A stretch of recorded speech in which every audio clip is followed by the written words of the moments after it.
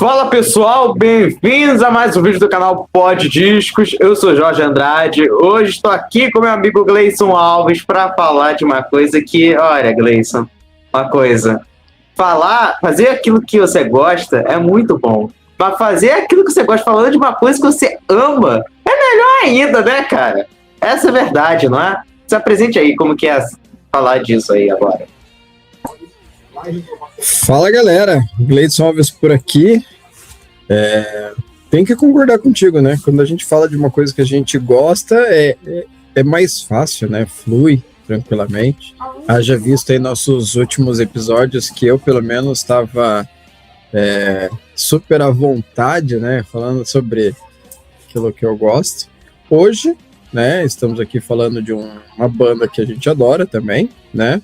Com um disco que é clássico absoluto, que a grande maioria gosta, que você é um super fã desse disco, né? Eu vou dizer, já vou de antemão antecipar, eu gosto do disco, não tá entre os meus preferidos, mas eu gosto do disco, né? Mas não tenho o que dizer, esses 6 primeiros discos de estúdio, né, da formação clássica, são um outro nível, é uma outra história, uma outra... ele está num outro momento da história da banda como um outro patamar, essa é a verdade, tá? Por aí. Então, assim, cara, dali do primeiro Kiss até o Love Gun, né, são discos que, cara, não tenho o que dizer. É a fase que os caras estão voando, estão aprendendo, estão melhorando, estão entregando um monte. E hoje a gente vai ter o prazer de falar sobre esses caras novamente, né? Postando Gene Simmons, Ace Frehley e Peter Criss no auge, né? Produção aí do nosso queridíssimo Ed Kramer, né? E bora lá, vamos falar de Kiss, vamos falar de Rock and Roll Over. Fala aí, na verdade, a sua relação com esse disco em questão aí. Fala aí um pouco dela. Cara, falando sobre esse disco, sobre o Rock and Roll Over, assim, desses 6 primeiros, se não me falha a memória, e memória não é o meu forte, foi o último que eu peguei, tá? Memória então, não é o nosso forte, pessoal. Pode ficar tranquilo, tá? Memória não é o nosso... Você não está sozinho nessa. Então assim, se não me falha a memória, foi o último dos 6 que eu peguei, tá? Então, ele acaba levando uma desvantagem porque eu ouvi mais os outros. E aí talvez por isso eu diga que assim, não é, desses é o que eu, talvez eu, não vou dizer que eu menos goste, mas é aquele que eu tenho menos apego. Porque foi o que eu ouvi menos, foi o que eu peguei depois. Eu comecei, como eu falei, lá pelo Destroyer. E os 4 primeiros, né, são os meus, são os que eu gosto mais. E aí a gente vai acostumando, vai ouvindo, teve muita coisa que eu ouvi, teve músicas desse disco que eu conheci antes de conhecer o disco, por versões, por ter assistido outras coisas e tudo mais. Então, assim, eu fiquei menos com ele, e com isso a minha conexão é um pouco menor. Mas aqui tem músicas que são clássicos absolutos, que tocaram até o final, né? Tem músicas que eu adoro e tem coisas aqui que a gente vai... Sei lá, o que a gente vai falar. Diz você aí. Então, também da memória não é o meu forte para falar desse disco também, é a mesma coisa. Que assim, olha, não foi dos últimos não, esse aí foi... Acho que foi dos primeiros sim, eu peguei esse aí junto com o Lick It Up, esse daí, em questão. Os 2 remaster, inclusive. Assim, foi na época da pandemia ainda que eu tinha pegado e tal, mas assim, eu devo ter ouvido, obviamente, já bem antes, provavelmente, já conheci o disco, mas enfim. Não tem como você não saber dessa capa desse disco aqui. Eu acho que essa capa aqui é icônica nesse sentido de você pode nem ter ouvido o disco, mas ao ponto que você conhece essa capa. Assim como a capa do Destroy ou a capa do Love Gun, que são capas que você olha, assim, você já conhece aquilo lá, sabe? E assim, obviamente eu lembro de ter visto até aqueles clipes de programas de TV, sabe? De Hello Cuomo, I Want You, mas quando foi exatamente que eu vi esse disco pela primeira vez, eu não me lembro, assim. Mas aí, diferente de você, dos 6 primeiros, pra mim, ele só fica atrás do Love Gun e do primeiro disco. Mas, assim, ele pode não ser tão grandioso quanto o Destroyer. Só que ele ele é mais voltado aos 3 primeiros álbuns do que necessariamente o Destroyer é. Porque o Destroyer ele foi feito muito daquela questão de, olha, estamos com a live agora, temos que fazer algo que realmente que for aquela coisa de, olha, vamos fazer o que talvez seja o nosso grande ponto alto na nossa carreira. Aí por isso você coloca o teclado, você coloca piano, coloca coro, coloca um monte de coisa, né? Enfim. Aí pensamos, olha, já que por enquanto o Destroy não tá dando bem, então vamos voltar às nossas origens, rapidamente, entendeu? Então por isso. Que eu acho que eu vou dizer essa questão, eu acho que é por isso que e já o Love Gun já é basicamente a junção dos dois, se for ver. Ele é muito aquela junção de, você junta a parte mega trabalhada do Destroy ao mesmo tempo com a simplicidade que tem no Rock and Roll Over. Basicamente é tudo aquilo juntado. Apesar que é a produção do Ed Kramer também. É a produção do Ed Kramer, né? Nem do Bob Ezrin. Esse é um detalhe, assim, que me chama a atenção, é que o Rock and Roll Over, ele soa muito mais cru, né? O Destroyer foi muito trabalhado. A produção é muito maior, o som é mais límpido, você tem mais arranjos, mais um monte de coisa, e aqui não, é mais direto ao ponto mesmo. As músicas até não são longas, né? São músicas curtas, músicas ali que... Todas as músicas terminam em fade out, por exemplo. Quando muito chega a 4 minutos, terminar em fade out é meio que faltou, né? Apesar que se você prestar atenção, eu acho que é Take Me, tem um finalzinho que na verdade tá lá, justamente pelo fade out ele acaba ficando quase inaudível. E aí tem essa diferença, que eu acho que é isso, assim, o Ed Kramer, acho que ele quis ir tão direto ao ponto, que eu acho que deixou muito cru, muito sujo, e aí faltou um pouquinho, sei lá, de alguma coisa, sabe? Posso estar enganado, posso estar com percepção errada aqui, mas... Eu acho que pode ter uma questão dos caras mesmo. Love Gun, também pode ser, mas assim, como você fica entre o Destroyer e o Love Gun, ele destoa nesse sentido. E aí eu entendo que talvez também, igual você falou, pode ser os caras no sentido do quê? O Bob Ezrin pegou no nosso pé demais. Pô, vamos pegar mais leve dessa vez, né? E além de que o Ed Kramer, segundo o Paul Stanley, aí palavras dele, isso é mentira do Paul Stanley, não é culpa minha. É o seguinte, que o Ed Kramer ele é mais um engenheiro de som do que um produtor. Enfim, mas se for pensar que ele trabalhou no disco do Led Zeppelin, também tem essa questão, porque a produção era do Jimmy Page, mas o Ed Kramer estava ali trabalhando ali, então pode ser. E também, mas se for pensar que também isso aí influenciou até o Anthrax para fazer um som cru no Among the Living, porque é um tipo de som mais cru, por exemplo, do som quase o Alive, entendeu? Só que em estúdio, entendeu? Se bem que o Alive tem que parte de gravar em estúdio, mas tem sentido de ter, vamos fazer uma sonoridade que se aproxima com aquelas músicas naquela sonoridade, digamos assim. Mas a gente vamos falar aqui na ficha técnica aqui, que a gente fala mais das histórias envolvendo esse disco, que o Rock and Roll Over é o 5º álbum de estúdio da banda, lançado em 11 de novembro de 1976, completando seus 50 aninhos, né? Pela Casablanca Records, gravado entre 28 de setembro até 17 de outubro de 1976 no Star Theatre em Nova York, produzido por Ed Kramer, com apenas 2 singles, a Hello Cuomo, lançado em 1º de novembro de 76, e depois Calling That Love, lançado em 13 de fevereiro de 1977. E vamos recapitular um pouco, não tanto assim, né, porque já falamos aqui do Destroy nesse canal aqui já uma vez, quem quiser assistir ou ouvir o episódio, tá aqui, né, então é essa a verdade. Depois do sucesso do Alive, o Kiss lançou o álbum Destroyer, né, com a produção do Bob Ezrin, né, que já tinha produzido o Alice Cooper e entre outras bandas, que traz um som bem diferente do hard rock básico que estava nos seus primeiros álbuns. Né? Mas eles tiveram várias divergências criativas, principalmente porque o Bob Ezrin pegava muito no pé do Ace e do Peter, que não entendiam de teoria musical, então ficava algo muito maçante para os dois, e um pouco do Paul Stanley e do Gene também, obviamente, né, porque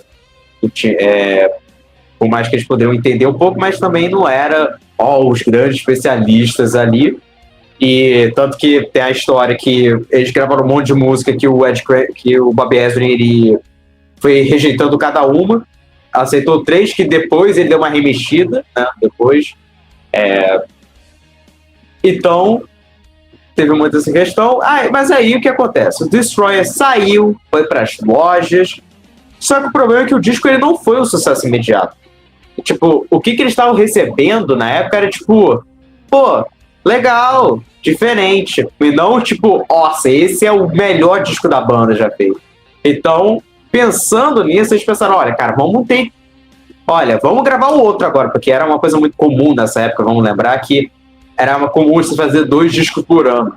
Né? Hoje em dia é impensável se fazer assim, hoje em dia, mas naquela época era muito comum que diversas bandas lançavam 2 discos por ano. E quem era para produzir originalmente o Rock and Roll era para ser o Jack Douglas. Jack Douglas é um produtor que, cara, produziu uma banda bem pequena chamada Aerosmith e 3 discos questões bem fraquinhos, né? Que é o Toys in the Attic, Get Your Wings e o Rocks, né? Beleza, que é também o contrário, mas enfim, né? São esses 3 em questões, né? Que ninguém conhece, né? Só disquinho, né? Só coisinha meia boca. Mentira! Mas diz a história que ele era meio que um amiguinho do Bob Ezrin. Então, tipo, ele falou, olha, cara, me chamaram pra produzir o disco, né?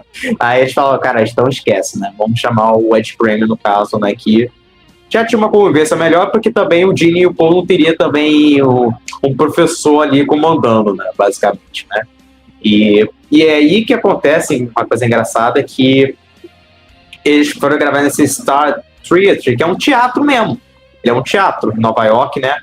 Que para ter uma captação de som ali melhor, que é meio curioso que a bateria do Peter ela soava muito mais potente gravada no banheiro. Então o que eles fizeram? Eles colocaram 2 câmeras para se comunicar com o Peter, né? Aí como que era a tecnologia diz que era meio que mais, obviamente não era um iPhone, né, gente? Vamos lembrar, né? Provavelmente uma televisão ali que diz que tinha como, né? Eles se comunicarem, né? Ali, né? O lance da bateria no banheiro. Mas a relação dos membros já estava começando a desandar, obviamente, né? Como sempre, aquela coisa, né? De toda a banda, quando vai aquele sucesso, já começa, né? Já desce lá embaixo. Tem a história que o Peter ele quebrou o violão de 12 cordas do Paul Stanley. Tem a história que o Gene teria chegado nele, digamos assim. Porque o Gene para quem não sabe, o Gene foi professor de inglês antes de ser membro do Kiss, né? Antes do Wicked Last, enfim. E ele ficava batendo muito em cima do Peter, no sentido de que o Peter era um cara muito daquela coisa meio burro, digamos assim, um cara muito mais nas ruas. E aí ele falava, pô, você é burro, você não sabe escrever, você não sabe falar, você não sabe formular uma frase. E ele falou assim, cara, eu sou burro, mas eu tô na mesma banda, ganhando a mesma coisa que você. E o Paul Stanley respondeu, cara, dessa vez eu tenho que concordar com ele. Ou seja, não adiantou nada, foi uma bela resposta que se deu, né? Então, e é curioso também que esse é o único disco dos 6 primeiros discos do Kiss que não tem nenhuma composição do Ace. Nenhuma. E aí diz há histórias que ele estaria, na verdade, guardando lá debaixo do tapete por conta do disco solo, 78. Então, aí, tanto que, enfim, né? Vamos saber. Curiosamente, o único disco sem composição do Ace acaba sendo o antecessor ao primeiro disco em que ele canta, né? O que pode gerar mais algum tipo de buchicho do tipo, será que ele não estava esperando, guardando para poder começar a cantar, já que, né? O que será que estava sendo tramado?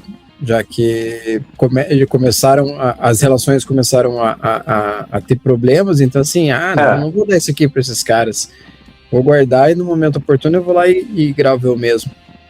Vai saber, exatamente. Né? Mas aí, falando da crítica e recepção desse disco, nessa época, ele alcançou a 11ª lugar na Billboard 200. Haluko Woman não chegou no mesmo sucesso de Beck, né? Ficou em 7º lugar. Mas se tornou um outro single entre os 20 mais tocados. Assim como o Count Out Love também. E o álbum foi certificado platina pela RAA com 1 milhão de cópias. E no Japão foi certificado ouro pela RAJ com 100 mil cópias. E no Canadá foi certificado platina pela Music Canada com 100 mil cópias. E muitos fãs consideram como um dos melhores, né? E alguns críticos também elogiaram. Apesar que na época também já teve alguns críticos criticando por essa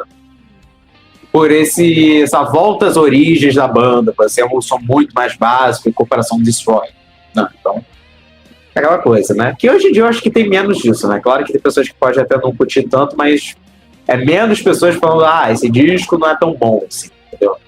Pode ser, não sei, né? Depende muito, né? Quer dizer, na verdade, sim. Hoje, o tempo faz com que as pessoas se acostumem também com as coisas, né?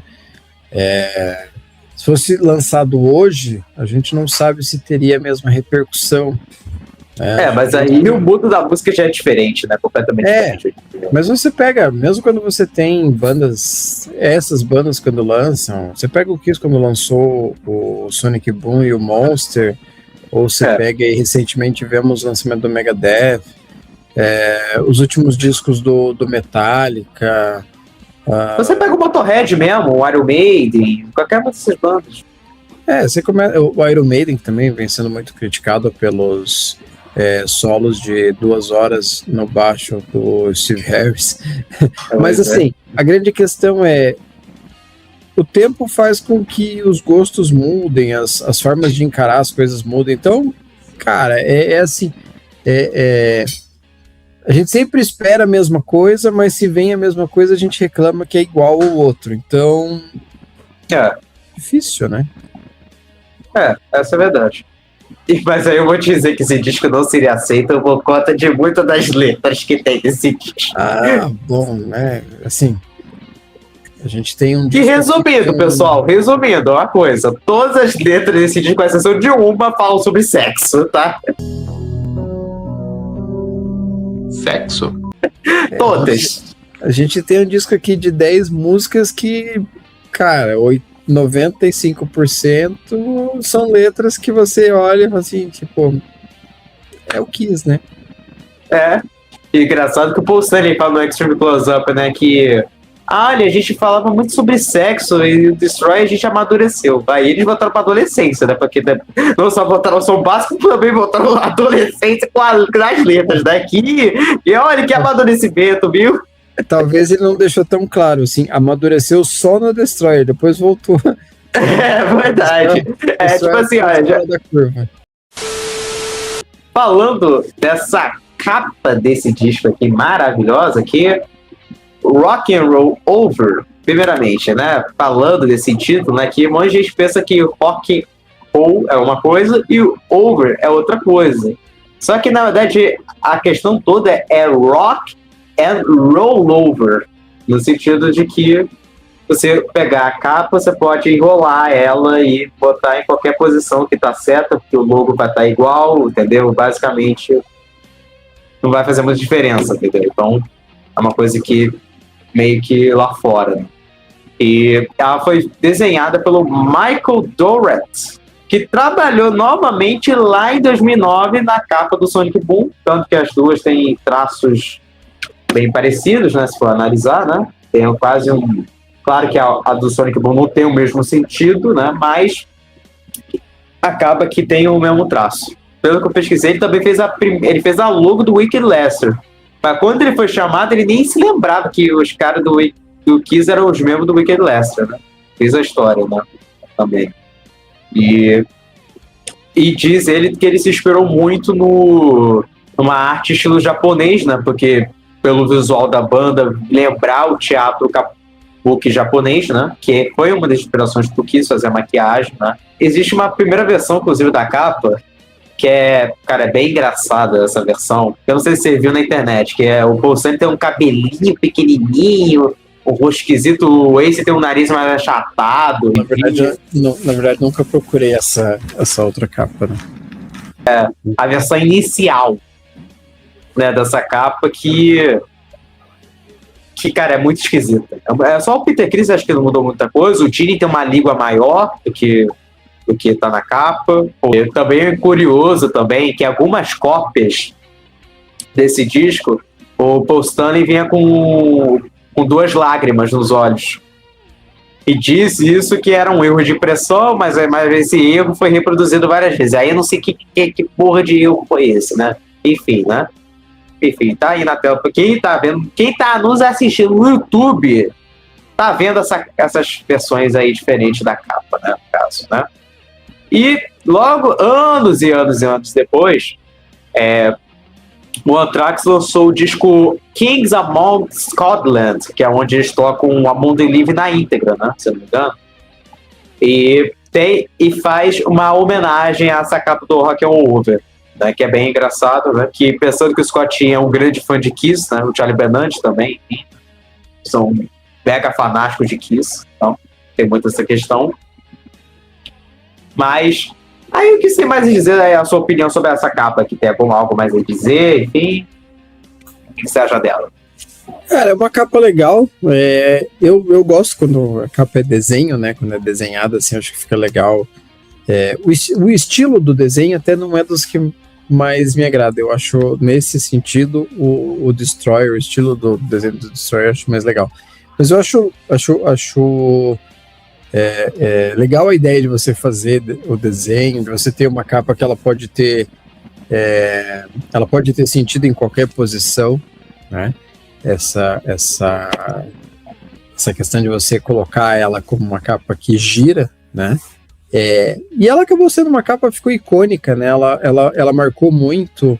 Depois você tem algumas situações que remetem a essa capa na gravação do Unplugged. O chão onde eles estavam era o desenho da capa do Rock and Roll Over. Quando eles lançaram o Alive, o 4, né, o Symphony, eles fizeram uma versão de Rock and Roll Over, que daí eles chamaram de Rock and Roll Over Beethoven, porque daí eles estão como se estivesse, né, fazendo referência pela questão da orquestra.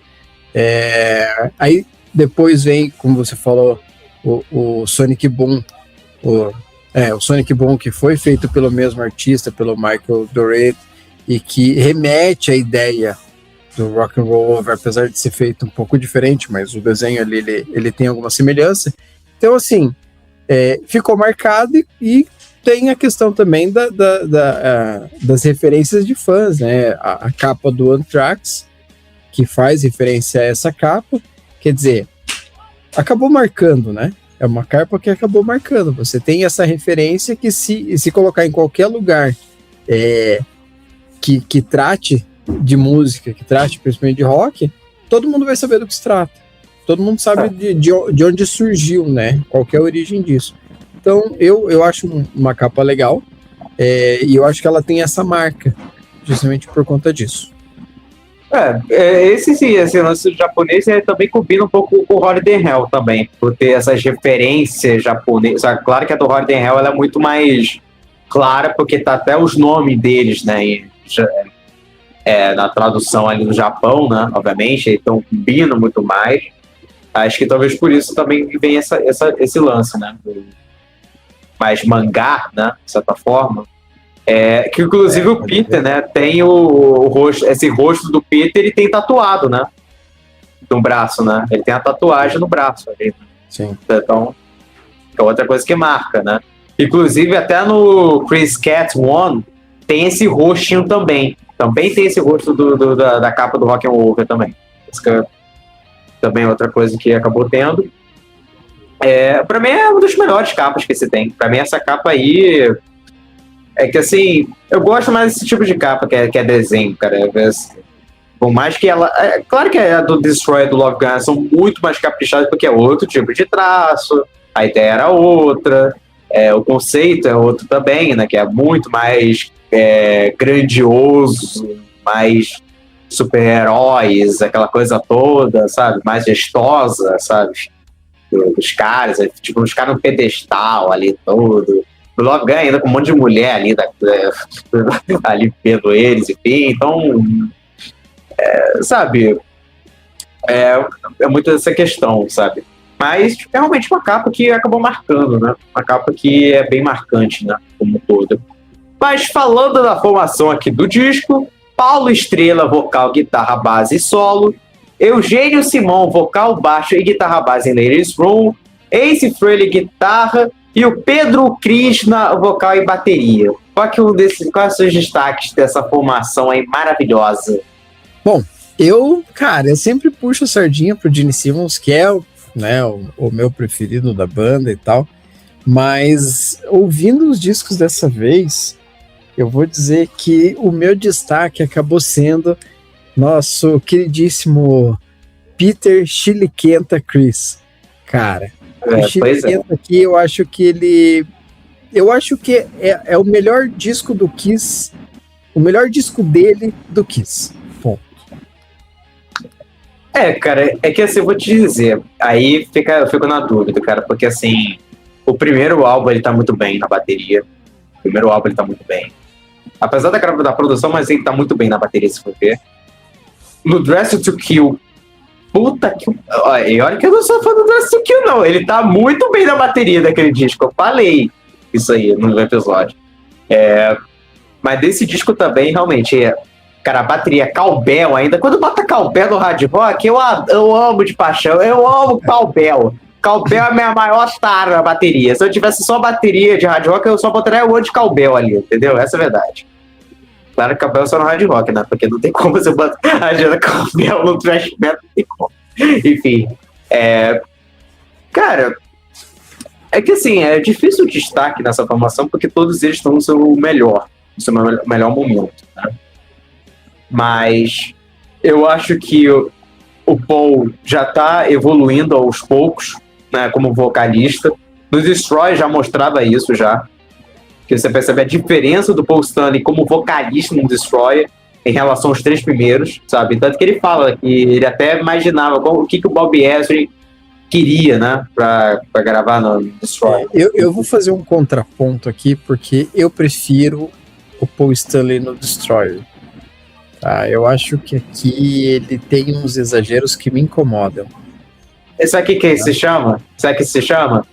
Hopper Plants, tá ok? Essa é a verdade. I wanna be Hopper Plant. Essa é a verdade. Quero ser Hopper Plant. Sem contar que o Ed Kramer trabalhou no disco do Led Zeppelin, pô. É justamente o que ele mais gostava. Pode ser, mas assim, cara, me incomoda, sabe? Tem umas coisas aqui que me incomodam.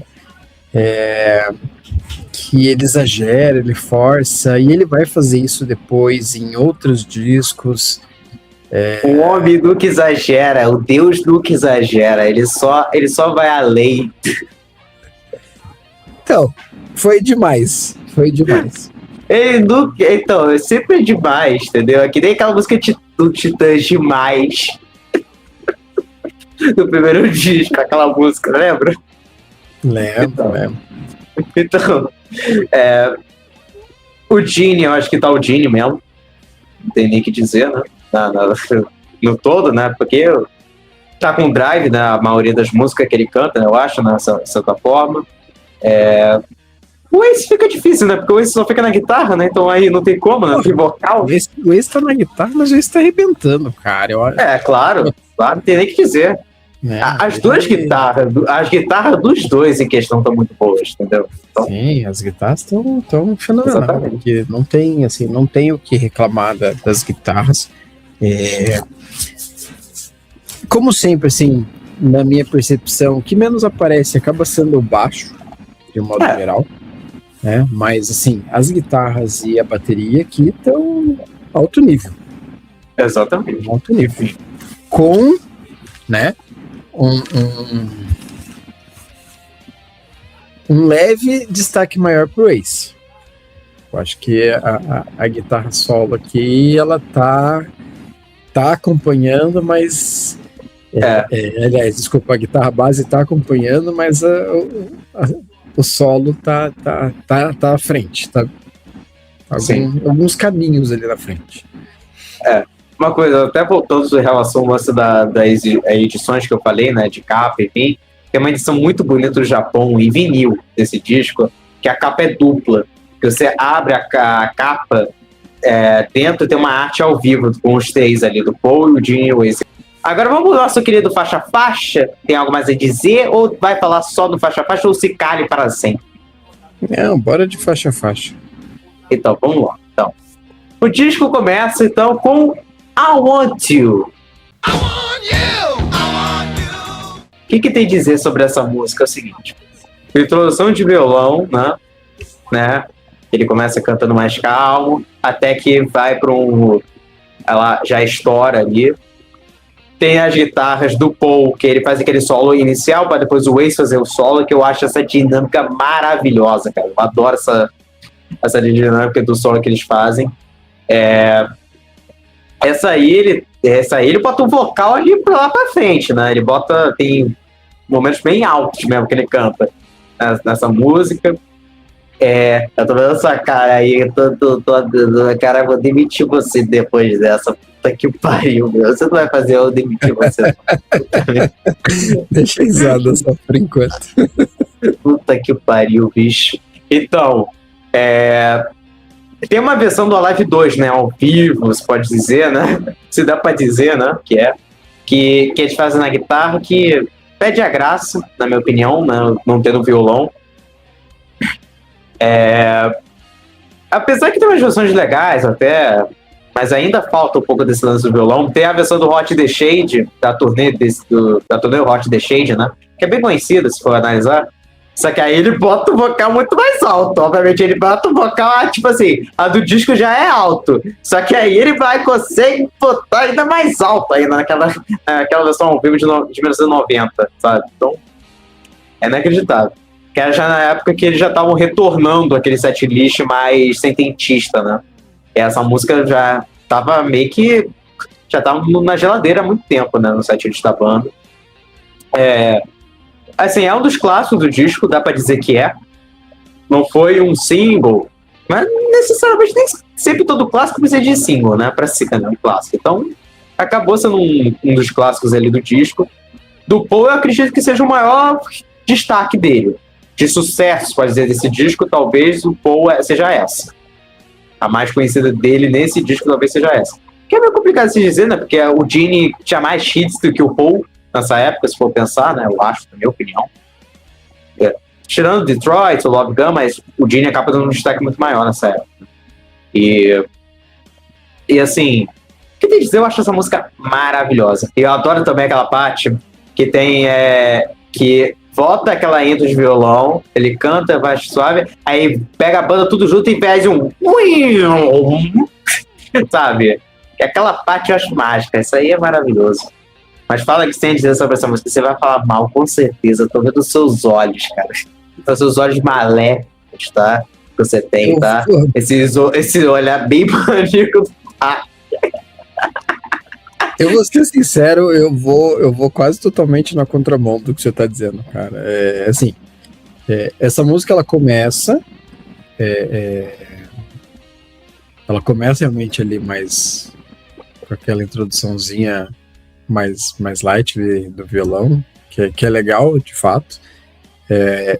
E é uma música que ela tem a assinatura característica do Paul Stanley, né? Essa coisa que você falou, de explorar a voz.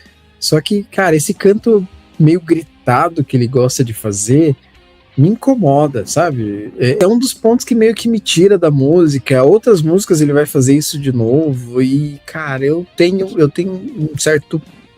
Mas não vou dizer que é uma música descartável, não é, cara. Ela tem os riffs do Ace Frehley aqui, para mim são o que seguram a música, tá? É um dos pontos altos da música. O Peter tá tocando muito bem nessa música.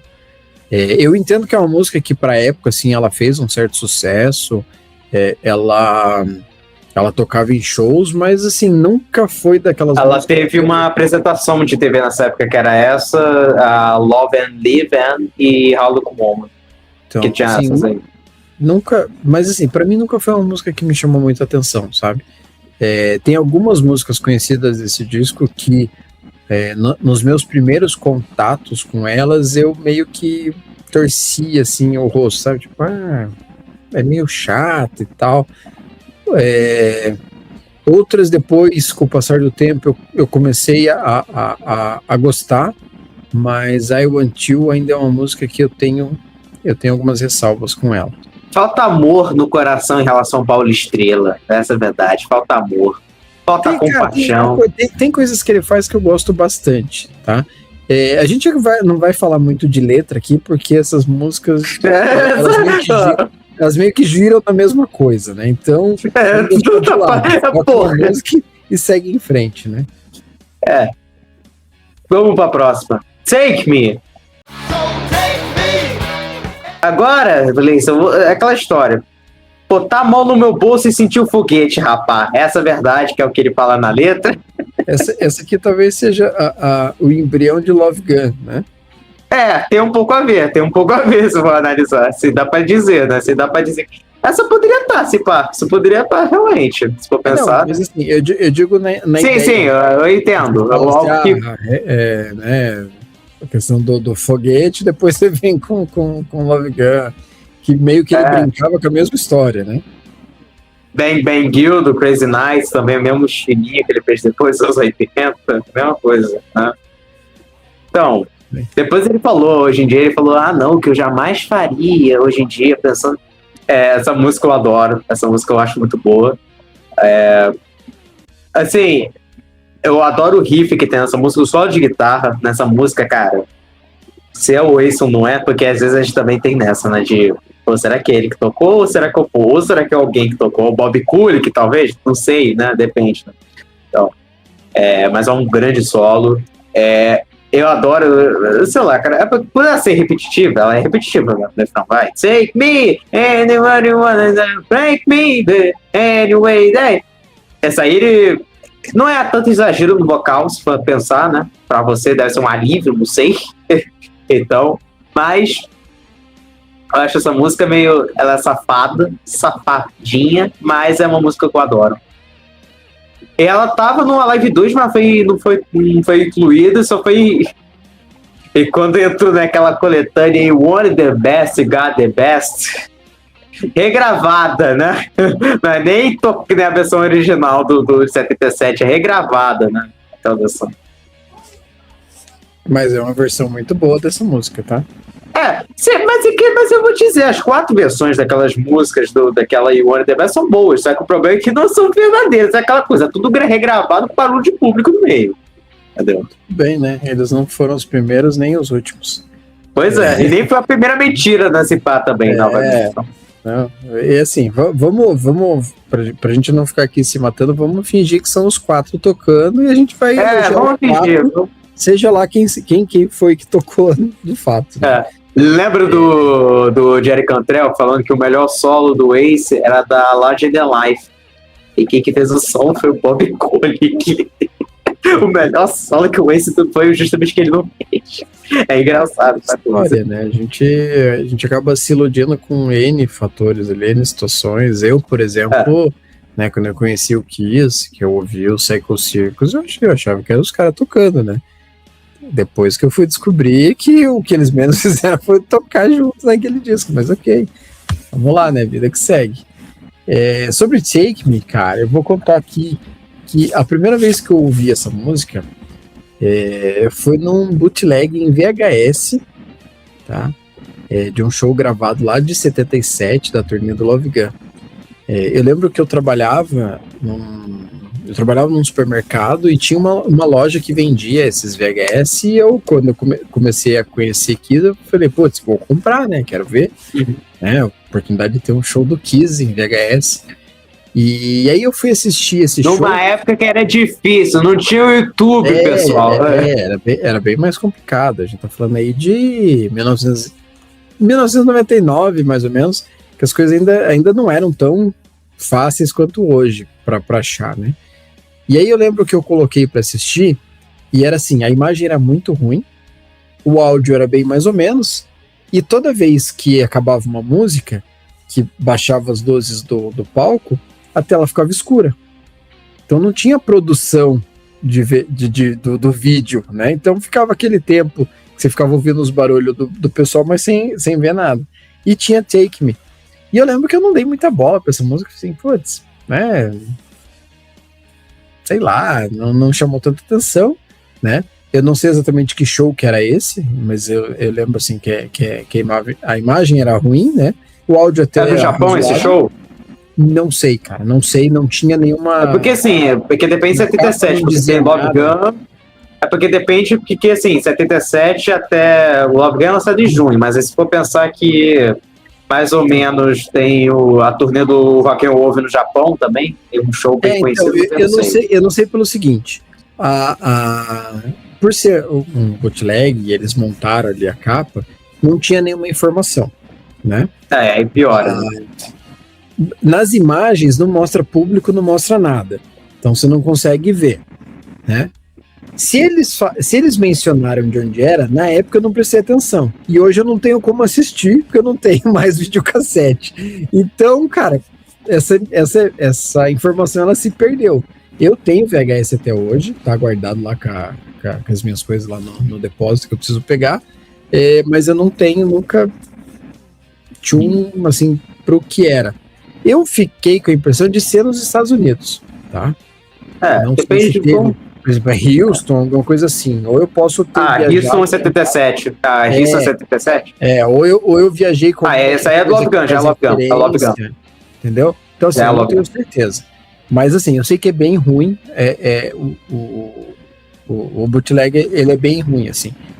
Mas, como eu falei, assim, a música, naquele momento, ela não me chamou muita atenção. Depois eu comprei esse You Wanted the Best, e aí eu achei legal a versão que tem lá, mas também assim, beleza, é mais uma música no disco, mas eu não dava muita bola pra ela.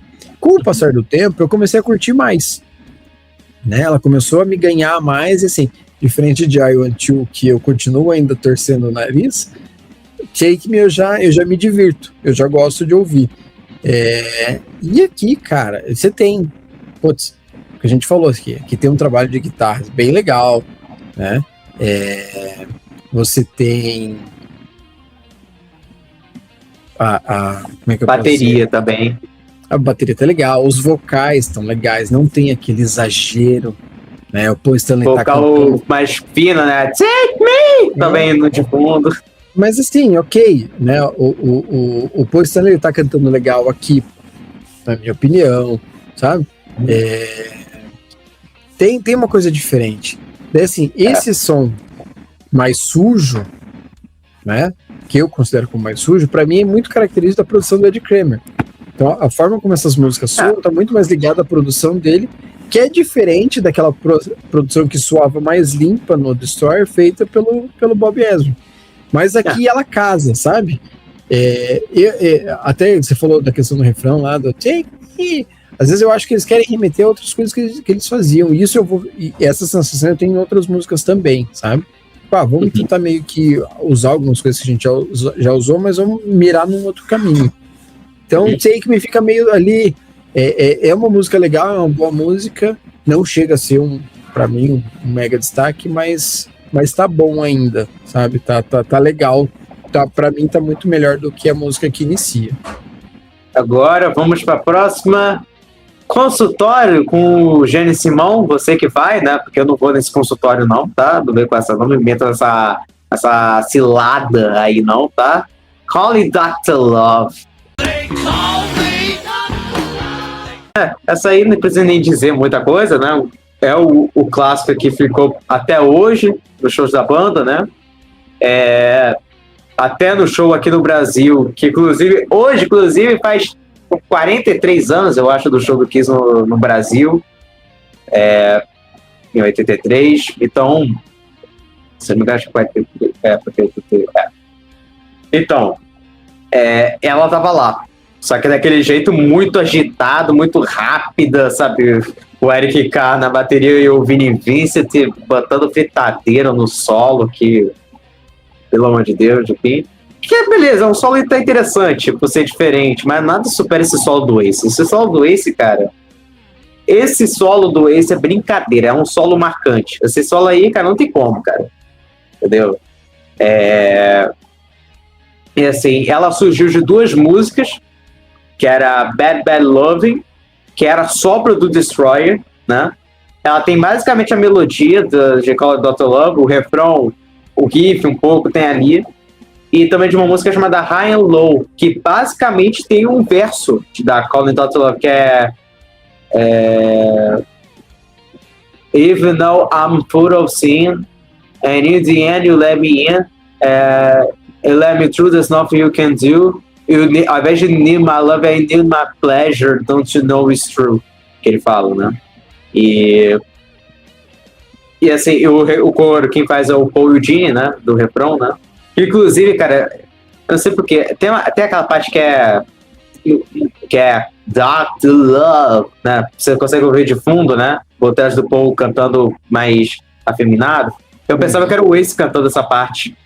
Por causa tava meio de bêbado, sabe? Eu pensava, tipo, Dr. Love. Parecia que eu tava pensando, pô, é o Ace que tá cantando. Ah, não, era o Gene. Era do... Entendeu? Eu não sei por que eu confundi essa parte, mas parece um pouco. Não tem o que dizer, né? É um dos grandes clássicos do Kiss, um dos grandes clássicos da banda. Assim, é a música que define o Gene, de certa forma. Não é o Gene demônio, é o Gene mais de Domino, mais de outras músicas que ele fez, né? Que é, né? O Gene mais... É o Gene malvadão. Não é malvadão, ele é Gene sapeca, safadão. Mas eu digo assim, foi o jeito de cantar. Então, basicamente isso que tem, né? É uma música clássica, não tem o que dizer, né? Eu não vou falar mal dessa música, essa música é maravilhosa. Essa música aí não me cansa, essa não me cansa até hoje, cara. Eu posso botar. E uma coisa, eu adoro a versão da Live 2. Cara, mais crua, mais suja, né, do que... Ele bota um drive ainda maior na voz, ele bota You Call Me, bota uma coisa mais grossa mesmo, mais... Poxa, aquela coisa que toda. Ele ainda conseguia fazer, né? Porque depois porque hoje ele não tem muito o que fazer, né?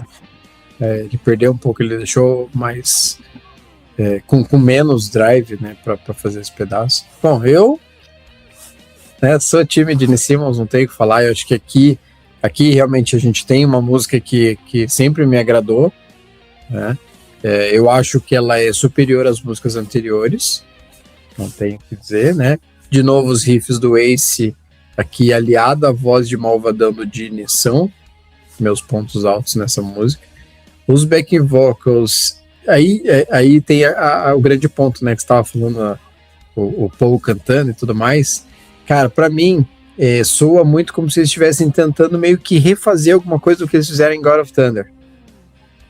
Sabe? Essa ideia de você ter uma voz mais aguda ali, soando mais feminina, mais doce, mais infantil, junto com a voz mais grave do Gene Simmons. Apesar que, assim, se for pensar que God of Thunder tem um contexto... beleza que tem um contexto diferente, né? Porque nessa aí... Não tô puxando sim, claro, as músicas, mas sim. Eu digo na forma de trabalhar a vocalização da música, sabe? Porque, assim, são temas diferentes, são estilos de músicas diferentes, mas a forma de trabalhar os vocais da música meio que pra mim soa como... a gente fez isso lá em God of Thunder, e se a gente adaptar para fazer aqui em Calling Dr. Love também? Sim.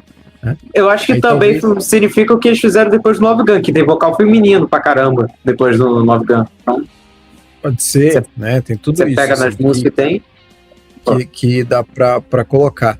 E aí...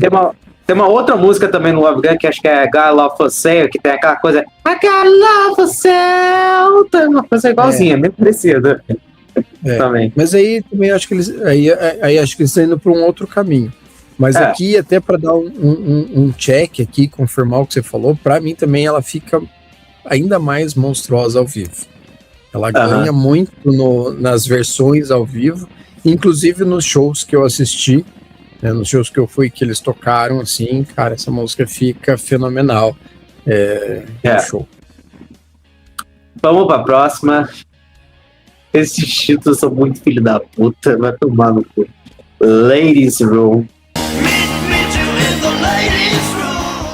E aí eu vou aproveitar, tá? Já que eu falei bem de Calling Dr. Love, eu vou falar mal de Ladies Room, tá? Já que a gente tá aqui, deixa eu aproveitar o embalo. Eu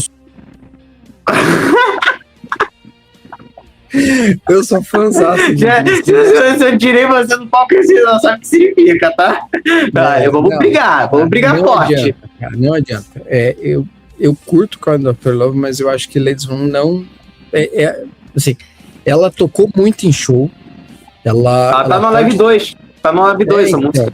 Ela pode ter lá sei lá, o que quiser falar que tem de qualidade nela. Ela tá nesse VHS que eu mencionei, mas, cara, ela não me cativa, ela não me diz nada, ela passa, sim, ela passaria por mim. Você não foi no banheiro das mulheres, não, né? Também, né? Eu não vou nem entrar no mérito da letra, do não sei o que, sabe? A música em si, ela não... Sabe? E outra, tem uma outra coisa que me incomoda nessa música, é esse excesso de repetição do refrão. To my ladies room. Não dá, cara. Pra mim, obrigado, passei, fui. Essa aí me lembra muito uma música do Dressed to Kill. Essa aí, ela tem cara de Ladies in Waiting, sabe? Ela tem muito cara de Ladies in Waiting, tanto que Ladies, né? Repete já a fórmula que veio antes, né? Então... Mas Ladies in Waiting é melhor, mas também não é lá tudo aquilo. Falei, saí correndo. Que sai correndo nada, pô. Eu já falei mal daquele disco lá, o Dressed to Kill, não veio com essa não, pô. Eu que tenho que fugir, pô. Então, enfim. Ela vem de uma demo chamada Don't Want Your Romance, né? Que vai lembrar que o Gene ele tem muito essa coisa, de várias coisas. Que o Gene faz 300 músicas e a maioria é tudo uma merda, para depois aproveitar duas e junta e fica uma maravilha, né? Todo mundo sabe disso. Então, a guitarra base é feita por ele, né? Essa aí que eu falei uma coisa. Cowbell. Cowbell dessa música é foda pra caralho, cara. Aquela bateria, essa viragem de bateria não tem como, cara. Essa bateria tá foda, cara. E por isso que eu sou obrigado a discordar de você, obviamente. Eu adoro essa música, cara. Acho essa música... Claro que, enfim, né? Mas é uma música que combina muito mais com a primeira fase, entendeu? Ela combina com um vocal mais limpo do Gene. Ele não é um vocal tão sujo em relação a Calling Dr. Love, né? É um vocal mais nível do Dressed to Kill, do primeiro disco, meio parecido, né? De certa forma, o estilo de vocal dele. Mas é isso que tem a dizer. Agora vamos para a próxima. Baby Driver. Go, Baby Driver!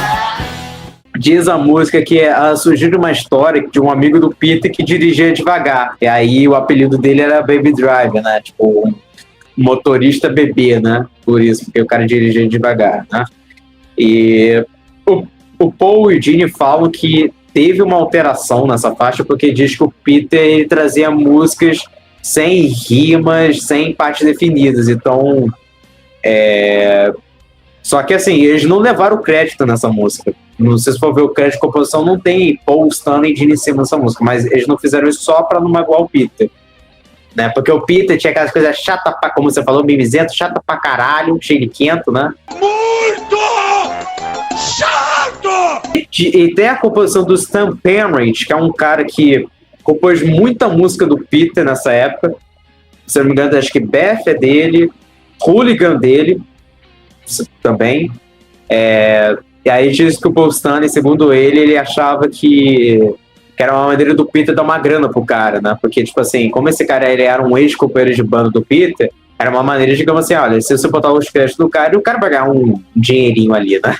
Vai ganhar uma graninha boa ali com os royalties nessa música, então, de composição, né? Então, por isso.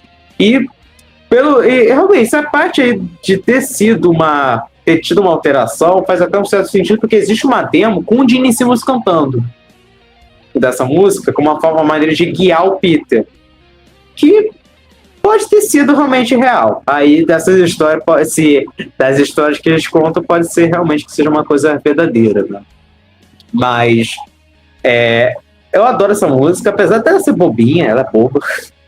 É a música bobinha do Peter Criss, né? Até o vocal rasgado do Peter Criss, né? Eu acho foda. Bateria, eu adoro as guitarras dessa música.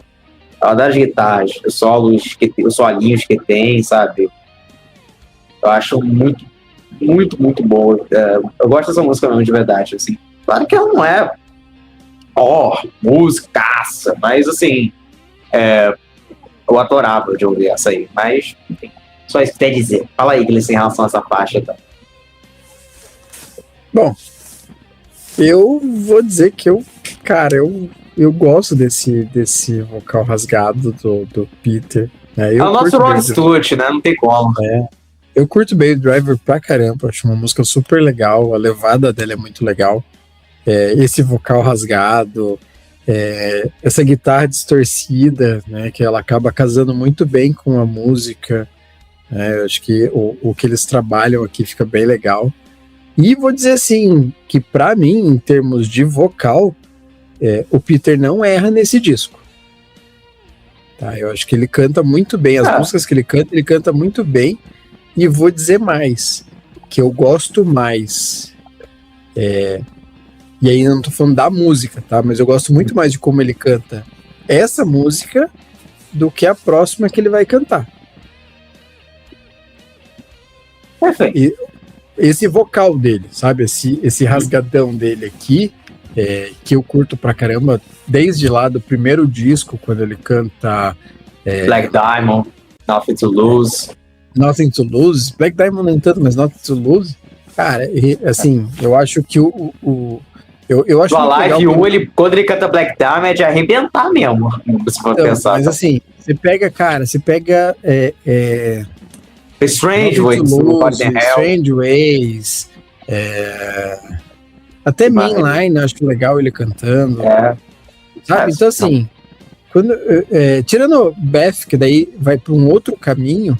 Sim. E que, não dizendo que é ruim, mas assim, é uma outra forma de cantar. Quando ele canta nesse estilo aqui, se bem que Mainline também muda um pouquinho nisso, eu acho muito, muito bom, assim, eu curto bastante essa voz, apesar dele ser o Chilique em pessoa e uma pessoa...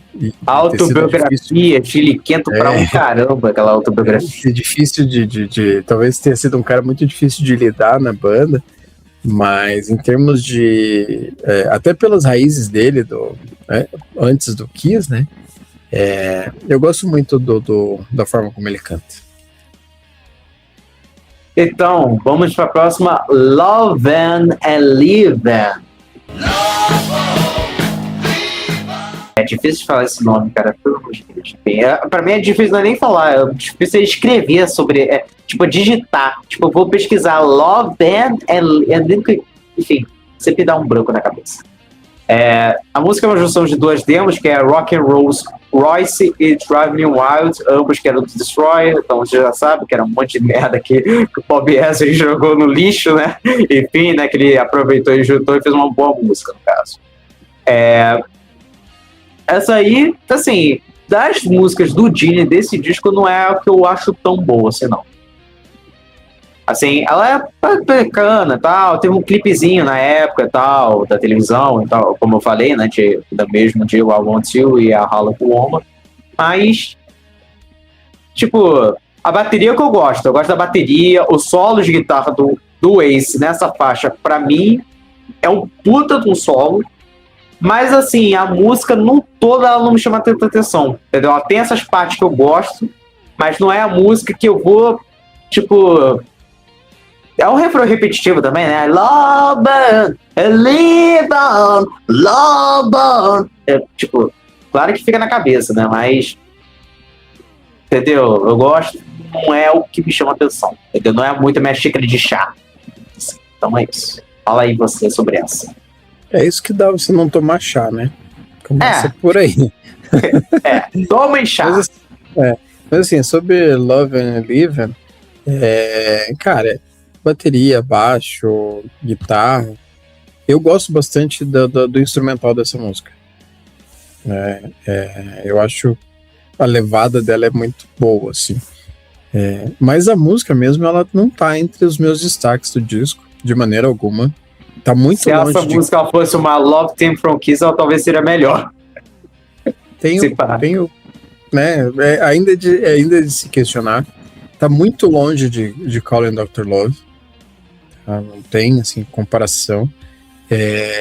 E digo mais, assim, os versos, eles ainda passam legal.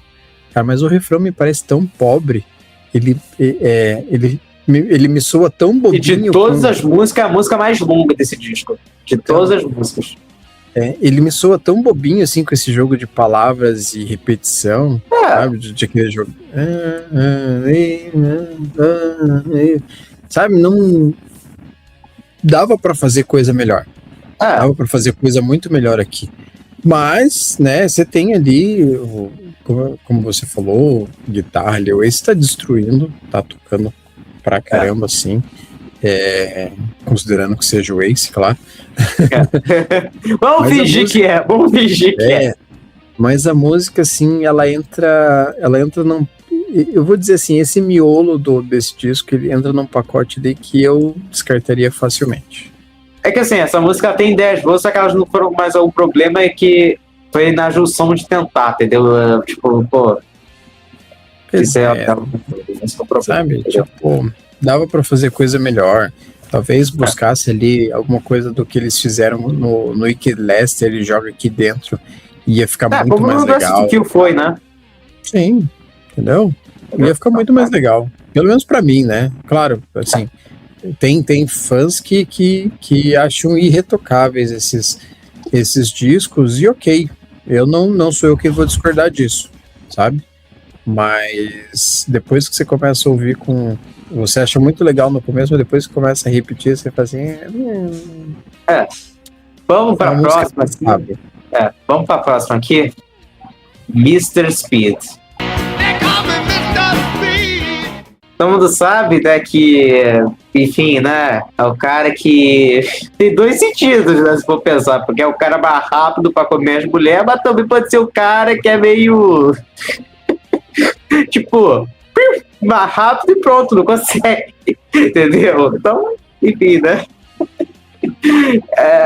Enfim, é o duplo sentido que tem, né, obviamente, né? Assim, o pior é que eu fui ouvir aquela Secret Crew do Asylum, que é uma música do Gene, inclusive, né? Nem uma música do Paul Stanley. Eu fui reouvir ela novamente e eu pensei, cara, isso aí me parece familiar. E depois eu fui ver esse riff.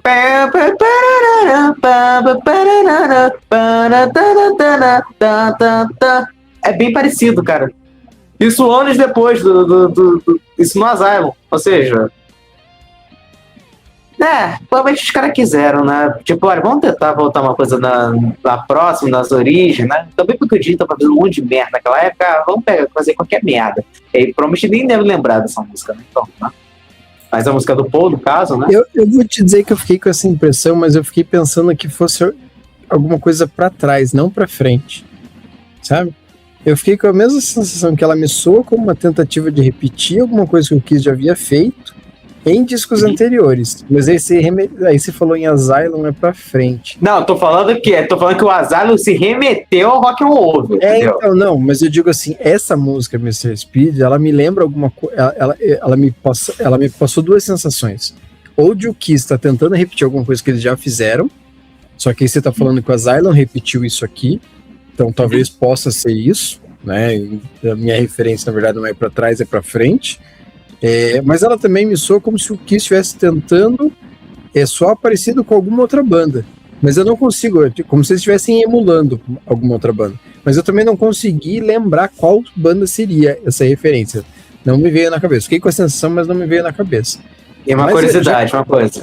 Uma curiosidade que diz que tem uma versão demo que o Paul Stanley toca tudo nessa música, que diz que não é tão diferente do que ela foi no disco, né? Mas se for pensar que o Paul, ele... Porque assim, o tipo de música, o tipo de composição do Paul Stanley e do Gene é meio que diferente, porque o Gene, ele pega um monte de coisa, um monte de tralha, junta e vira uma música ali boa. O Paul, gostando ou não, ele tem um pouco mais de cuidado de trabalhar nas músicas, então querendo ou não, tem muita essa questão. Fala aí, então, fala, vai. Assim, como eu falei, ela pra mim ela não fede nem cheira, é mais uma música ali daquele bolo que passaria sem necessidade, né? Coitado do Miguel nessa hora, viu? Coitado do Miguel nessa hora. A única coisa que me pegou mesmo é que eu fiquei com essa sensação de que eles talvez estivessem emulando alguma outra banda ou tentando só parecido com algo que eles já fizeram, mas também não consegui ter a referência do que. Eu vou dizer, tá? E aí, porque daí eu já puxo a balada ali. Love and Living, Mr. Speed e Seeing Your Dreams são músicas que pra mim não fazem falta nenhuma no disco. Não, ele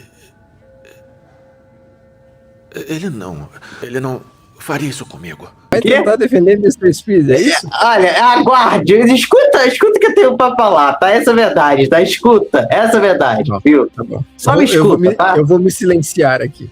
Então, Mr. Speed, maravilhosa.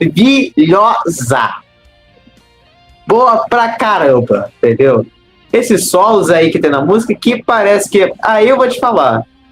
Parece que é Paul Stanley fazendo esse solo, viu? Porque esse solo ele é muito simples pra ser o Ace Frehley fazendo, vou te dizer. Beleza que o Ace não é o Mega, não é o David Gilmour. Mas vou pensar que o tipo de solo do Paul Stanley no Unmasked, no The Elder, por exemplo, até no Dynasty, que também tem, é uns solos que são muitas notas, assim, né? Se for analisar. Se for comparar com a anterior, não parece muito, não, entendeu? Como um solo, como um todo. Mas, enfim, eu adoro essa música. Essa música aí, cara. Pô, essa música aí é viciante de ouvir, cara. Pra mim, quanto mais eu escuto, mais eu amo ela de paixão. Quanto mais eu escuto e boto numa playlist, talvez de, cara... Ai, meu Deus, maravilhosa. Eu amo essa música, cara. Então, inclusive, a banda... Inclusive, eles tocaram no Kiss Cruise. É uma música muito pedida pelos fãs até hoje, inclusive. Ou seja, você foi contra... fora da curva, é isso? É, claro, você é contra a maré. Você foi contra a maré. Essa é a verdade. Isso, cara, não, assim, não vai. Não sei, então, não sei. Você gosta de One the Best e quer falar de Mr. Speed, porra. E One the Best que pariu. O que é Mr. Speed perto de One the Best, cara? Não sei o que viram nessa música pra tanto. E o One the Best, como eu falei, eu gosto pela zoeira. Eu acho uma música divertida. Nem eles devem gostar pela zoeira. Nem eles devem gostar. Não, mas eles não gostam nem do disco, quanto mais da música. Então, vamos fazer um spoiler aqui, né? Vamos contar. Spoiler não, vamos falar de bastidores aqui. Essa pauta estava programada já para algumas semanas atrás. A gente teve que mudar algumas vezes e assim, grava outra coisa pra frente, aí muda, daí não sei o que. Então assim, eu ouvi várias vezes esse disco para poder gravar aqui e não adianta, não me convenceu. Ponto. Aí isso acontece? Sabe o que você faz? Escuta esse disco por um mês. Pronto, aí já muda. Você não mudou? Escuta, sabe por quantos anos? Por 2 anos, tá? Repetidamente, tá? Eu vou piorar. Olha, uma coisa, não reclama. Olha, não reclama porque não é o Dream Theater, tá? Escuta que é isso. Escuta sem medo, sem ficar feliz. Vai pra próxima. See Your Dreams. Fala aí, fala mal dessa música. Fala, fala. Dizendo, eu vou falar mal pra você poder defender depois, né? É outra música que não me chamou a atenção, tá? Tá muito abaixo de Calling Dr. Love. Cala a boca, tu é muito chato! Mas, assim, tem um atenuante, tá? Nessas audições ela até me soa um pouquinho melhor do que eu lembrava. Mas, cara, tá longe da atuação do Gene Simmons, daquilo que ele sabe fazer. Destaques pra mim, os riffs e o solo do Ace Frehley na música. O vocal, assim, o vocal do Gene, ele até soa legal. É um vocal mais limpo. É um vocal calmo, é limpo. Vocal mais clean. É um vocal mais limpo, tal, até soa legal. É um vocal Great Expectations que teve no disco anterior. Então, acho que é isso que ele puxou. Talvez possa ser nessa linha, e eu gosto de Great Expectations.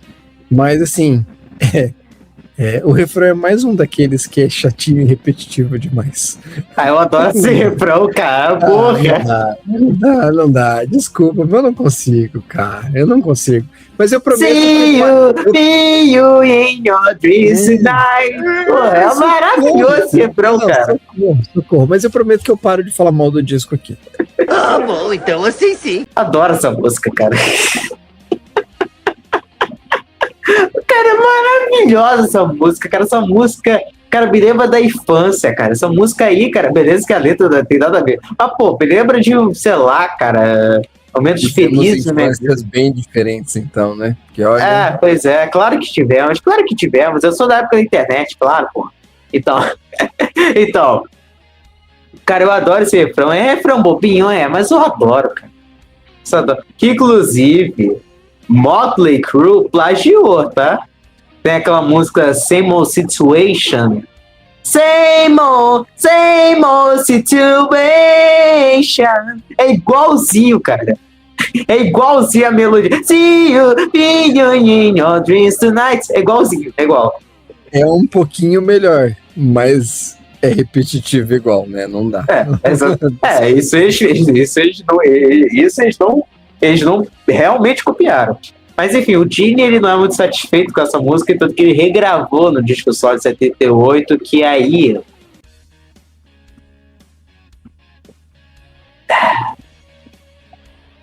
Vem dizer que você vai dizer que é melhor do que essa daí, né? Não vai dizer não, né? Fala, abre o som, porra. Não! É tão ruim quanto. Pois é, cara. E ainda bota o vocal feminino naquela merda, cara. Acho que essa merda aí, porra. Sabe uma coisa que dá pra gente fazer? É pra gente falar de música boa. Vamos pra próxima? Vamos lá, vai, cara. Ai, ele viu, cara. Ralo com o mano.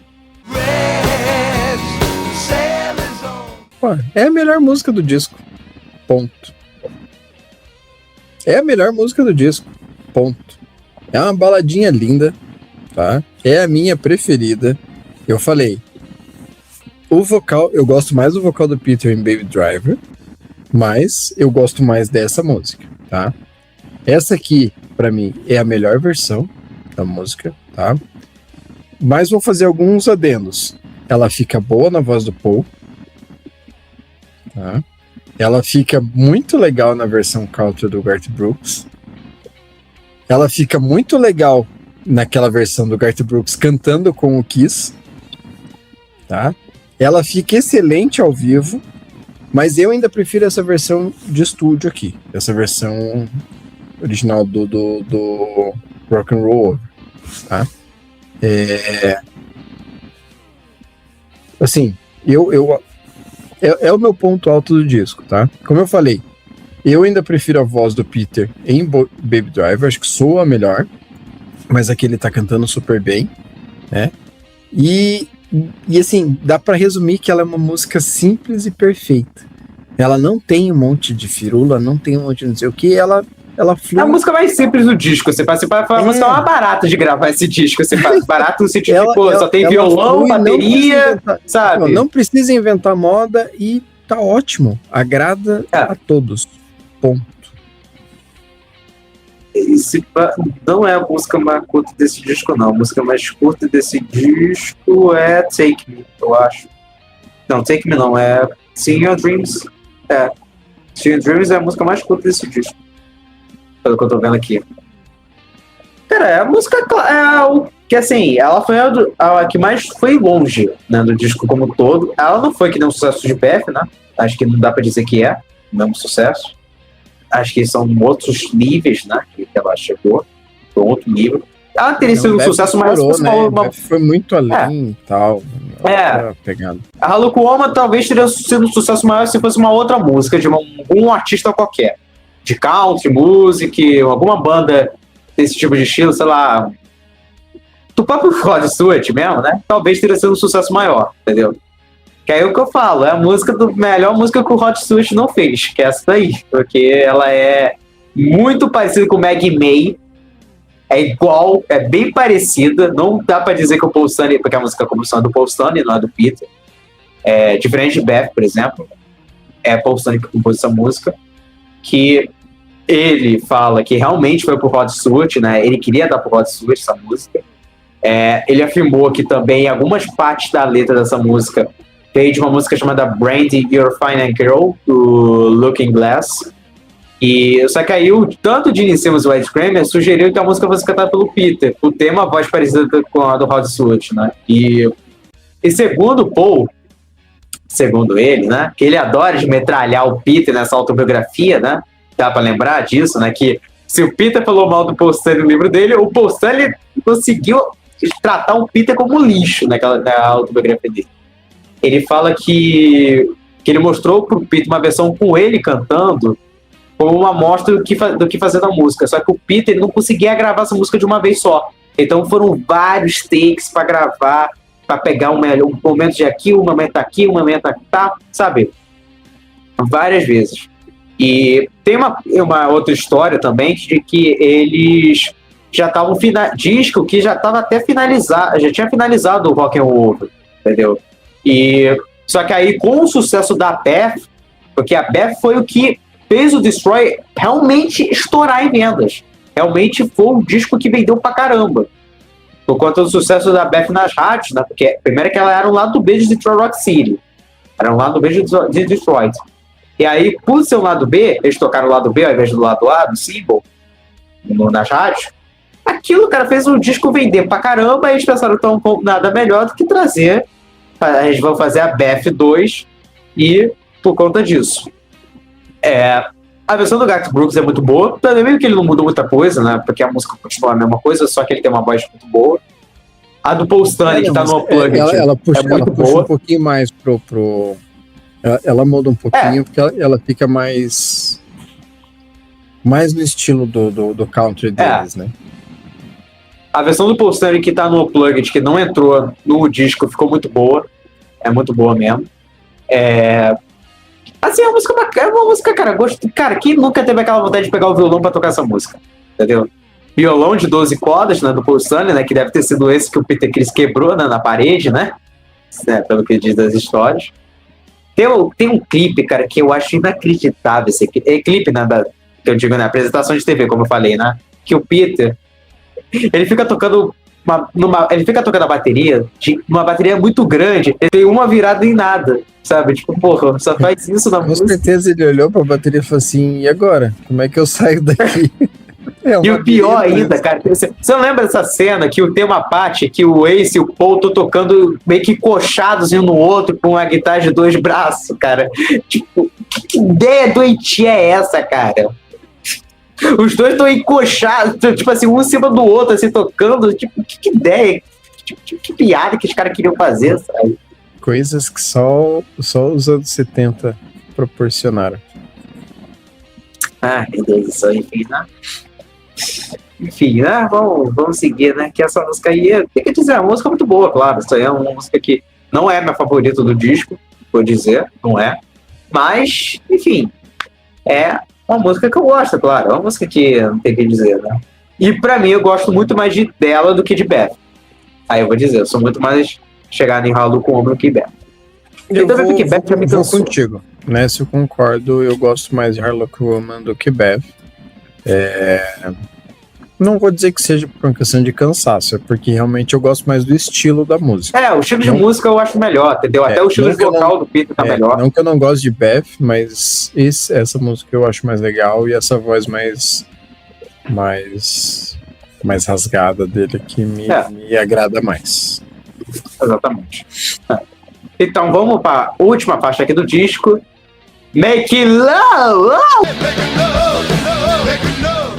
Repetitivo, isso aí é Make Love, love, love, love, love, love. Fica dessa reverb. Você já essa sabe, é a parte desnecessária da música, né? Posso falar? Pode, fica à vontade. Minha favorita. Sua música preferida, óbvio. Tava escrito na testa já. Então, primeiramente, riff chupadaço de Led Zeppelin. Já começa por ali.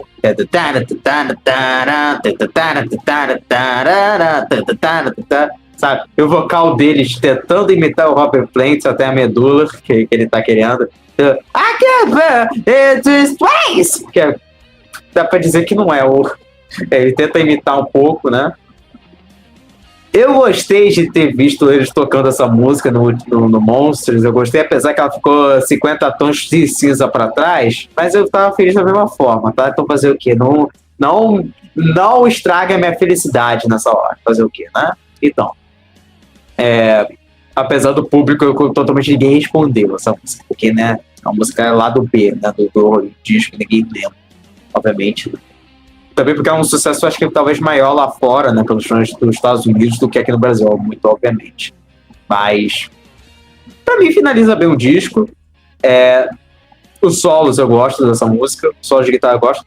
Claro, é meio exagero, essa coisa de, como eu falei, esse make la, la, la, la, la, la, la, sei lá, né? Talvez é a única coisa que dá pra dizer de elaborado, né? Além da parte da One Two, sabe? Do reverb, digamos assim, né? Reverb, pra dizer, sabe? Que dessa produção, né? Produção simples, né? Dentro acho que do que eles trouxeram é um pouco disso, né? Mas, pra mim, é uma música que finaliza muito bem o disco, na minha opinião. Ela é um semi-clássico, vou dizer. Ela não é um clássico nível. Acho que a One Two ela consegue ser maior do que ela. Mas ela acaba, tipo assim, por exemplo, se eles botassem no setlist lá nos Estados Unidos, ninguém vai estranhar muito, entendeu? Porque é uma música que acho que ela acaba tendo um destaque ali um pouco maior, entendeu? Também porque eles tocaram por muito tempo, ela tá, acho que, não sei se no Live 2 ela tá, eu acho que ela tá sim, se eu não me engano, acho que ela tá. Então, é uma música boa, pra mim é isso. Quer dizer, fala aí, então. Making Love tem essa questão dessa repetição que eu acho que é uma parte chata da música, mas eu vou dizer assim, que ela acabou sendo a minha surpresa nesse disco, nessas audições. É uma música que eu também não dava muita bola antes, né?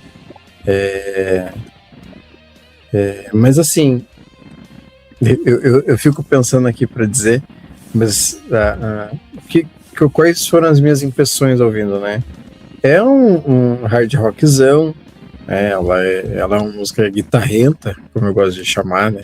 As guitarras ali estão mandando ver. Guitarrenta mesmo, dá pra dizer que é guitarrenta. Né? Assim, ela tem essa pegada e eu acho que isso é legal. É uma música para fechar o disco, então acho que ela fecha o disco de uma forma pro alto, animada, e acho que casou bem você colocar Harlock Woman e daí colocar Making Love em seguida. Eu acho que funciona legal. Foi a música que eu acho que foi a música que eu mais ouvi para gravar o episódio aqui do podcast, porque foi uma música que eu acabei repetindo mais, justamente porque ela me causou essa surpresa. Eu falei assim, cara, mas é a mesma música que eu via lá atrás e não dava tanta atenção. Ela tá no Double Platinum, inclusive, né? Ela tá no Double Platinum, se não me engano ela tá na live também. Mas era uma música que, assim, passava, sabe? Tipo, ouvia, não me incomodava, mas não dava tanta atenção. Mas dessa vez eu curti mais, justamente por ela, por esse lado guitarrento dela. Ficou legal, assim. Eu nesse momento, talvez esse período da minha vida, acabei curtindo mais, assim. E aí, eu acho que ela acaba fechando legal o disco, porque ela te deixa com... O disco acaba e dá aquele gostinho de, putz, eu queria ouvir mais um pouco, né? E como é um disco curto... porque ele é um disco curto, né?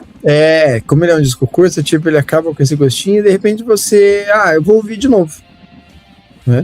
E aí você ouve o disco de novo e passa por toda essa sequência. Então é uma música que pra mim acabou ganhando assim, pontos agora, e eu passei a curtir mais, né? Tá ali entre... Talvez entre ele no...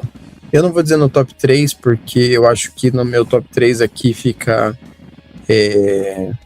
Harlock Woman, Calling Dr. Love e Baby Driver, né? Mas ela tá ali perto, tá bem próximo. Cara, você não acha que o sentido é finalizar depois de Harlock Woman não tem o sentido de Beth e depois do Love logo em seguida? Pode ser, e aí eu volto a dizer, né? A impressão que dá é que às vezes eles estão meio que se repetindo em algumas coisas pra, tipo, aproveitando, funcionou lá atrás, vamos fazer de novo, né? Porque a gente sabe, o Kiss ele não dá ponto sem nó, né? E aí falou que vai gerar cifras, cifras nos interessam, então vamos fazer coisas que nos gerem cifras. Então, não é muito disso não. Mas considerações finais em nota de 1 a 5 para Rock and Roll Over. Cara, é duro, né, cara? Eu meti o pau no disco, eu vou dar nota 5. Porque quis, né, bicho? E é essa primeira fase aqui que é maravilhosa. Então, falei mal, tem música que eu não gosto. Mas, assim, pelo disco como um todo, por essa questão de que é um disco curto que daqui a pouco você quer ouvir de novo, vale o 5, vale a audição, vale... Abraça ele, põe lá do lado do travesseiro e dorme com ele abraçadinho, que é legal. Se você apresentar esse disco para uma pessoa que não conhece tanto da banda, não vai ser uma indicação tão ruim assim, não.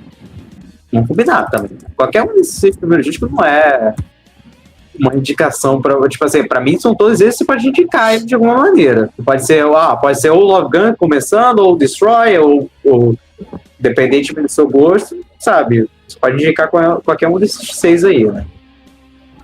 Pra mim, ele é basicamente o melhor som do Kiss, no sentido de, olha, o que não teve nos 3 primeiros discos, esse disco teve, que é uma boa, excelente produção.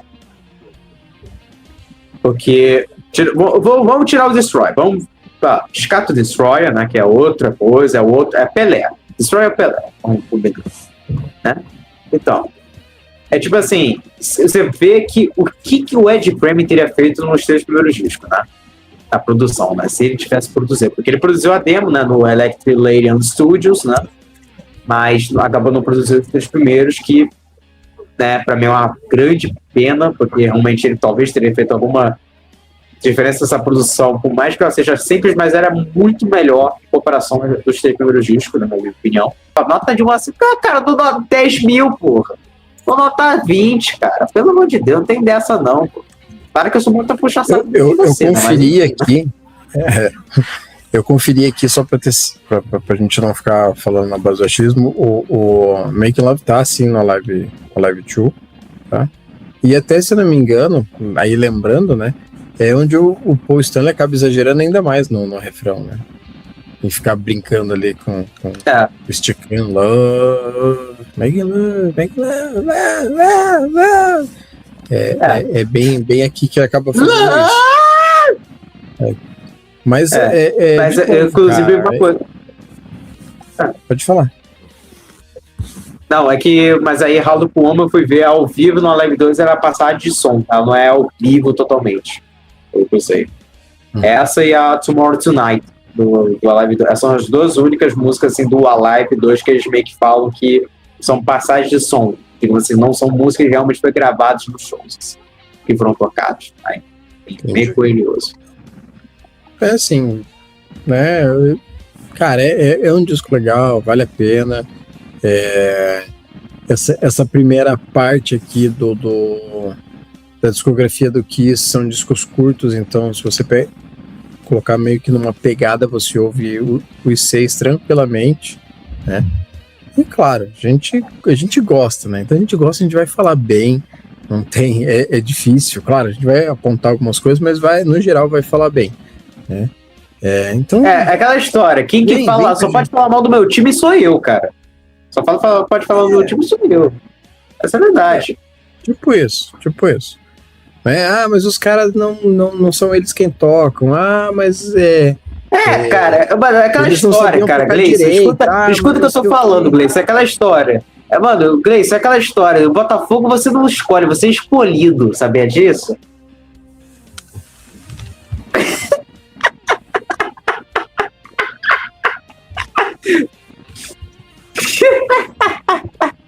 Fica de resposta pra você.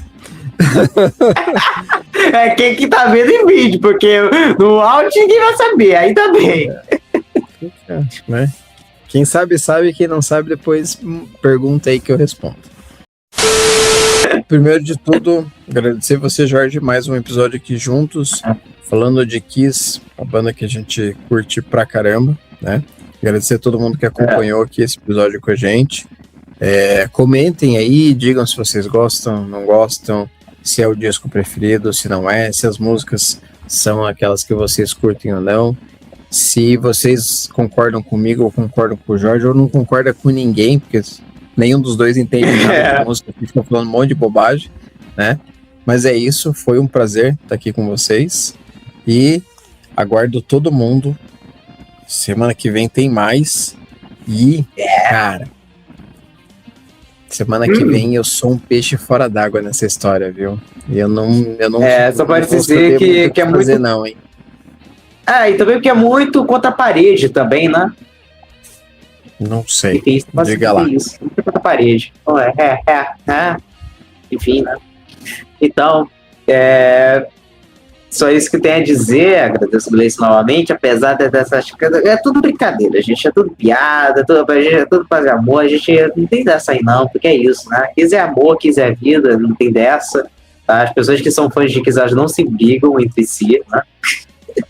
São pessoas muito amadas na sua vida, sabe? Ficam olhando o sol com outros olhos, com outro visão, enfim, né? Mas é isso, né? Só tem isso a dizer novamente. Esse é o 120º episódio. Olha que nível que chegamos, né? Enfim, né? Sem contar o drop que lançamos hoje, né? Que é na data que a gente tá gravando. A gente não tá copiando ninguém, tá, gente? Só pra deixar claro também, né? Que para dar essa Gleison, tá? Mentira, nós estamos copiando sim. Nós somos muito a gente vai lá, vê o que os caras estão fazendo, vê que dá certo. É porque assim, eu fico vigiando também, fico vigiando muito o que esses podcasts aí estão fazendo. Aí eu penso, cara... não, pô, os caras trouxeram, putz, cara, tem que... Gleison, vamos fazer um outro aqui, cara, pra diferenciar, pô. Gente, só se usa como referência aquilo que é bom. Então, se a gente copiou, é porque era bom, ponto. Então, é isso, cara, bom. Então, se inscreve nesse canal, ativa o sininho, dando like, compartilhando pra todos os seus fãs de Kiss, enchendo o saco de todo mundo com esse disco mesmo, até pra aquelas pessoas que não gostam, inclusive. E é isso.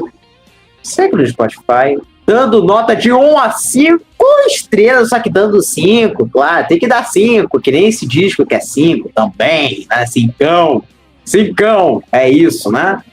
Essa é a verdade. Quem quiser escutar nas outras plataformas está lá. Tem um grupo ali que a gente pode bater mais papo ali, seguindo todas as ordens ali que tem lá. Então é isso, já finalizamos agora, em paz e amor agora, né? Enfim, é isso, né? Vamos logo, né? Vamos pro próximo episódio, que vai ser muito bom de gravar, pelo menos pra mim e pra você, infelizmente, mas isso foi poxa. Espero ser aceito no próximo episódio, veremos. Enfim. Então é isso. É isso, pessoal. Gleison, até a próxima. Falou.